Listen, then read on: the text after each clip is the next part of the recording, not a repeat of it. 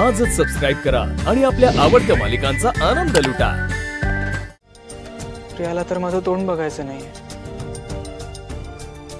जगून काय करतोय ना हेच कळत नाहीये ग मला।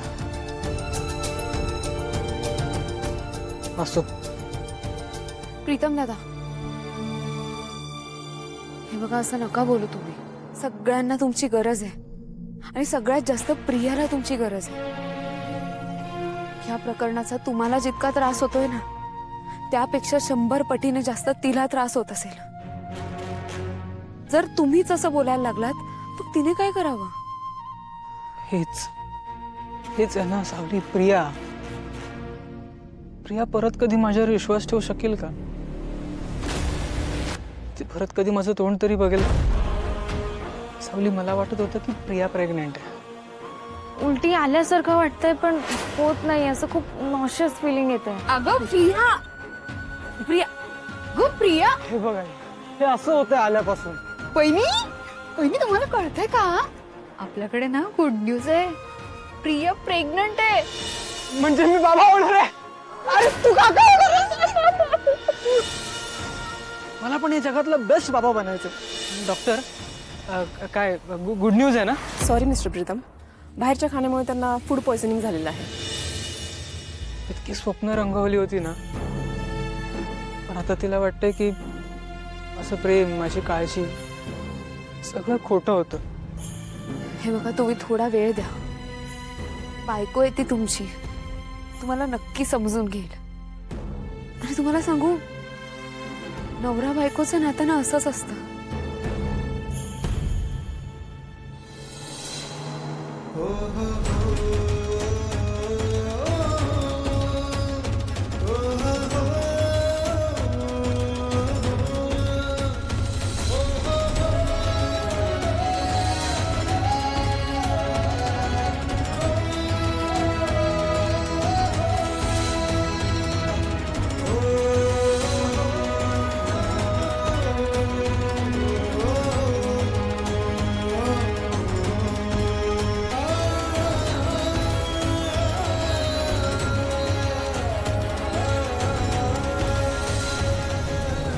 एकदा का गळ्यात मंगळसूत्र पडलं ना की हळूहळू मनाचे धागे घट्ट व्हायला लागतात।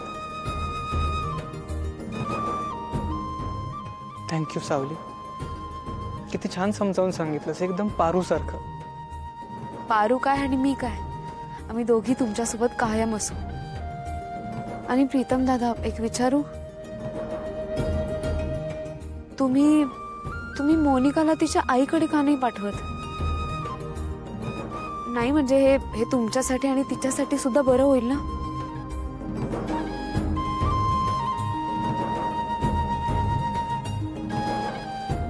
काय झालं? मी काही चुकीचं विचारलं का? नाही नाही नाही नाही नाही, तू काही चुकीचं नाही विचारलंस। ऍक्च्युली मोनिकाला आई नाहीये, बाबा पण नाहीये, ऍक्च्युली कुटुंबच नाहीये तिला।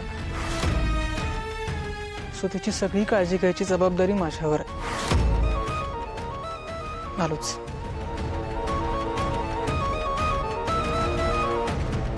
कोणाचा फोन होता?